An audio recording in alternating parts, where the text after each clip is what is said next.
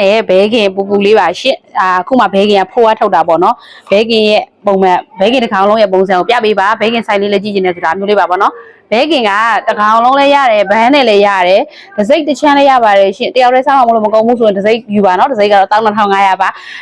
နှစ်ယောက်တော့ဆိုင်နေဆိုတော့တစ်ချမ်းတစ်ကောင်ယူကြပါတယ်ရှင့်ဘန်းနဲ့ဆိုတော့ပို့ပြီးတော့လှပတာပေါ့နော်ဘယ်လိုလဲလက်ဆောင်ပေးခြင်းနဲ့ဂါရဝါလက်ဆောင်ပဲဖြစ်ဖြစ်ပေါ့နော်အတိမိတ်ဆွေတွေကိုစားစီခြင်းလို့လက်ဆောင်ပို့ပေးရတယ်ဆိုလို့ရှိရင်တော့ဘန်းလေးနဲ့အဆင်ပြေပါတယ်ရှင့်သူကတော့2000နဲ့ပို့ပေးရတာ9200သူကလည်းဘန်းပို့ပေးတောင်းတာနော်9200ပို့ပြီးပြဆုံးစားပါတယ်ရှင့်ဘဲကေပူပူလေးကိုစားခြင်းနဲ့ဆိုတော့ဒါမျိုးကအခုမှကိုဖိုးဝါထုတ်တာပါရှင်ဘဲကင်ကလည်း site ကအကြီးပေါ့နော်